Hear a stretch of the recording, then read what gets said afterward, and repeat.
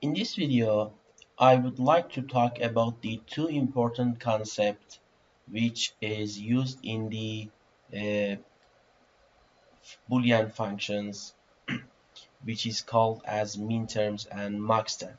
Let's talk about these two concepts, and I will explain to you in detail. Suppose that we have AND gates. Okay, in the AND gate with two variables, we said that the truth table of the AND gate is written in this form: 0, 0, 0, 1, 1, 0, and 1, 1. So if I write here the output of the AND gate in the form of the f or z is equal to x and y, we said that we represent this one in this form. So the output when both of the inputs is 0 will be 0, when one of them is 0 is 0, and when both of them is 1 will be 1. Now I define two concepts. Say that if I suppose that x, when I write the original x, means that I consider 1, or reversely, when I have 1, means that I consider the original x. Similarly, this happens for the actually y, or how many variables do we have is the same. Or if I have the x prime, means that I am considering the 0, and when I have 0, I am considering the x prime, the complement of x. Similarly, for the y prime, I can say that is equal to 0, and when I have 0, it means that I am considering the y prime. According to this definition, now what should I write for the 0 and 0 in the case of the AND? I can say that because for the x I have 0 and for the y I have 0, I can write the output of this combination as x prime dot y prime. How should I write? According to this concept.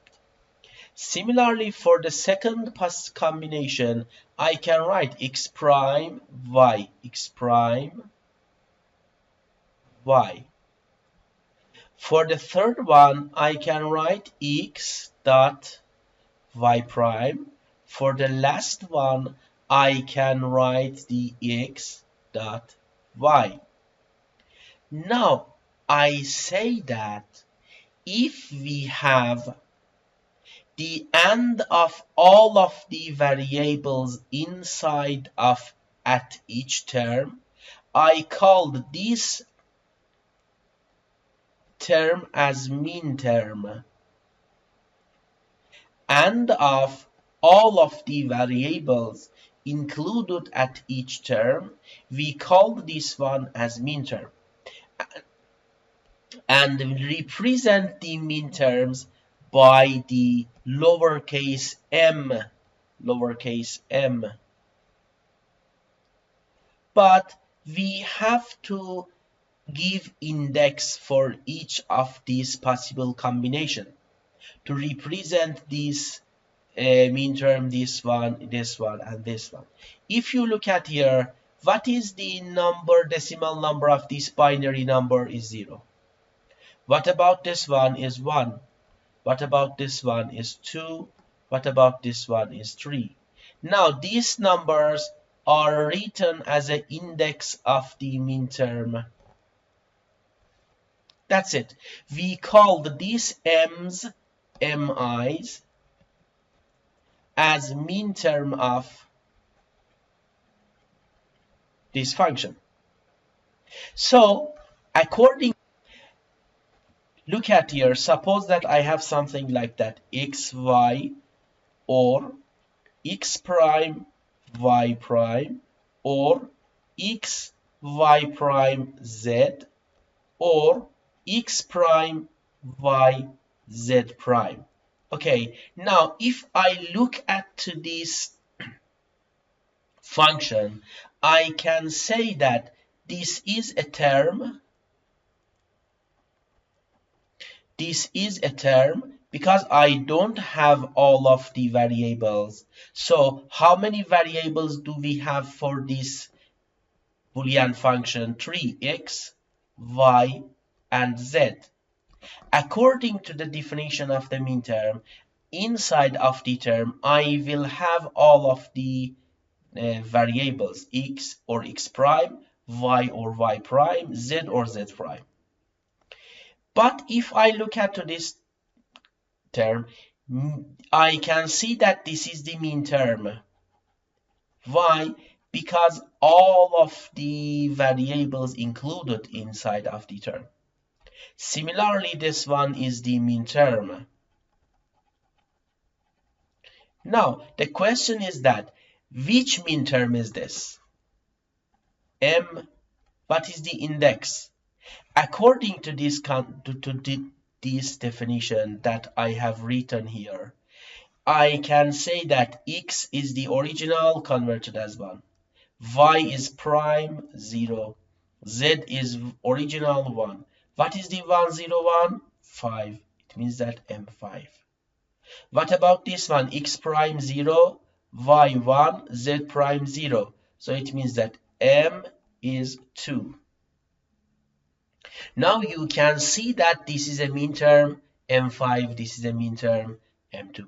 This is the concept of the mean term that I have talked about that.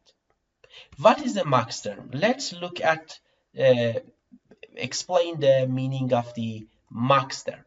In the case of the max term, I can say that this time consider the OR gate.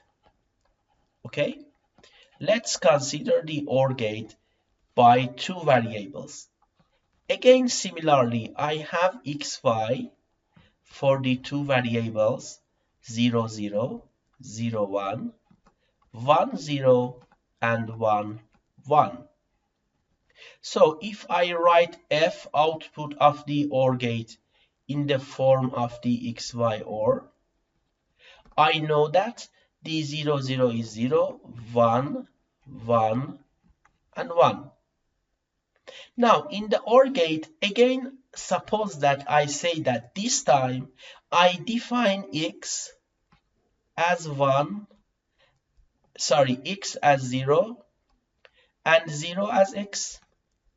Similarly, y as 0, and consider 0 as y. And also x prime 1, 1 x prime, y prime 1, and 1 y prime. According to this definition, can I write actually 0, 0 in the case of the OR? Yes, because this is the 0, I consider x. This is the 0, I consider y. So I say that x or y. What about the second combination? X, y prime. X or y prime. What about this one? X, x prime or y prime. Y. What about the last one? X prime or y prime. According to this definition, I could write this one. Now I say that if all of the variables included in a term and ORed with together, I called this term as max term. Max term.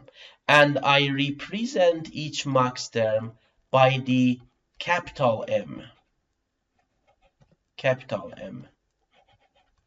Similarly, because this is 0, 1, 2, 3, I have to give the index for each of the max term and represent as capital M0, capital M1, capital M2, and capital M3. So this is the meaning of the max term represented in this form. Similarly, if I have something like that, x or y prime dot x prime or y or z prime, here you can see that this is a term because I know that f has 3 variables, and if I want to have max term, I have to have OR of all of the variables. Okay, but here I don't have z. This is not max term, this is a term. And if you look at here, because I have this x or x prime, y or y prime, z or z prime, this is the max term. Okay, so it means that I can write capital M. What about the index? According to this definition, everywhere I have prime, write 1, everywhere I have original, write 0, and everywhere I have prime, write 1. 1, 0, 1 is the 5. So it means that this is the M5. That was the definition of the mean term and max term that I have talked about that. Now we can say that, as you can see, each of the AND terms is called as mean term. So n variables can be combined to the form of 2 to the power of n mean terms. And each mean terms is obtained from an AND term of the n variables, which is represented by lowercase m. Similarly, for the case of the max term, we have the OR term, which with each variable being primed or unprimed. Now, why we use this mean term and max term? We want to show you that we can represent the Boolean function using these mean terms and max term. Let's look at here. Generally, we can say that we can represent each Boolean function in the 3 different forms. Boolean function. I can show you that, or I want to show you that we can represent the Boolean function in the canonical form.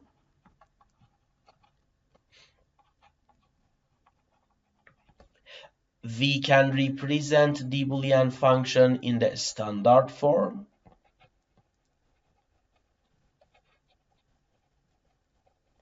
And we can represent the Boolean function in the non-standard form.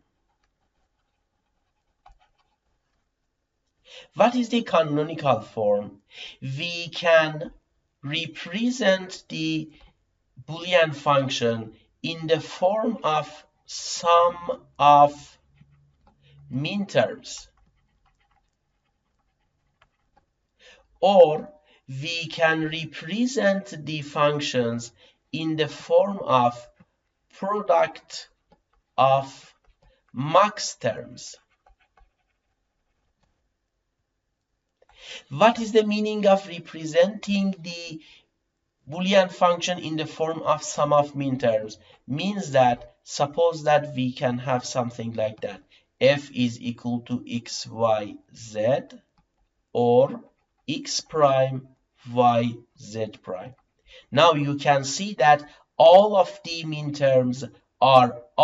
terms are mean terms because we have all of the variables, and we have sum of mean term. In the form of product of max term, I can represent the f in this form, x or y prime or z prime, and x prime, y, for example, z. Now again, you can see that each term is max term, this one and this one, which is product with together. For this reason, we call this one as product of max term. So what is the standard form? If I represent the Boolean function in the form of sum of products SOP or product of sums or POS, again we can represent the Boolean function in the standard form. If I want to give an examples, in the case of the sum of products or SOP, I have something like that. Suppose that I have XY or X prime Y or XZ. Now you can see that here we have sum of products, but none of them is not the min term, because here the missing variable is Z, here is the missing variable is Z, here the missing variable is the Y. But I can represent the functions, Boolean functions, in the form of SOP. So what is the product of sum? The product of sum is, one example of the product of sum is this: X or Y dot X prime or Z, for example. Again, here you can see that none of these terms are not max term, but I have product of sums that you can see here. And at the end, in the case of the non-standard form, we can write the Boolean function that this Boolean function is neither canonical form nor standard form. In this form, for example, A plus B multiplying by A plus C, A or C. So we say this type of representation as a non-standard form. These are the different types of the representation of a Boolean function. Now, according to this definition and actually introduction to the Boolean function, we can talk about the different sections of the Boolean function. So in the case of the minterm and maxterm for the 3 bits, you can also see that if we have x, y, z, you can see that we have this x prime, y prime, z, x prime, y prime, x prime, y prime, z prime, x prime, y prime, z up to the end. These are the M0 up to M7 minterms of the 3 bits, and also in this side we have the max term of the 3 bits, which is start from M0 up to the M7. Now, if I want to represent the Boolean function in the form of the truth table, so how using the truth table I can write the Boolean function in the form of the sum of the minterm or the product of the max term? We say that everywhere we have 1, as you can see here in the Boolean, in the truth table, in the case of the F1, everywhere I have 1, I can write the corresponding minterm of this one. This one, and also this one. So in this case, I can say that everywhere I have 1, if I write the corresponding minterms, I can write the Boolean functions in the form of the sum of minterm. So it means that if I write this one, you can see that here M1, sorry, here is M1 and here is the 0, 1, 2, 3, 4 and M7, M1, M4 and M7 are the minterms that have 1 in the output. So what is the corresponding expression of the M1 is x prime, y prime, z. What is the M4? X, Y prime, Z prime. What is the M7? X, Y, Z. According to the table that we talked about that. And also we can produce the one with the primes and original variables. So for the F2, also we can do the same thing. Look at here. For the F2, again, I can say that everywhere I have 1, I can write the corresponding sum of the minterm. Here is 0, 1, 2, 3, 4, 5, 6, 7. 3, 4, 5, 6, 7 is the minterm representation of the Boolean function M3, M5, M6, M7. Again, the corresponding of the M3 is X prime YZ up to the end. So I can represent in this form as the sum of minterm. Now, question is this: can I represent the actually these F1 and F2 in the form of the product of the Maxterm? Question is yes. Answer to this question is yes. How we can do it? We say that this time everywhere in the F1 and F2, everywhere we have 0, write the corresponding Maxterm of the 0. Corresponding Maxterm after 0. If we write the corresponding Maxterms after 0, we can represent our functions in the form of the product of Maxterm. And on the other hand, we can say that for writing the complement of the F1, we can say that everyone is 0, we write the corresponding minterm. According to this definition, I can say that f1 prime is x prime, y prime, z prime. Everywhere I have 0.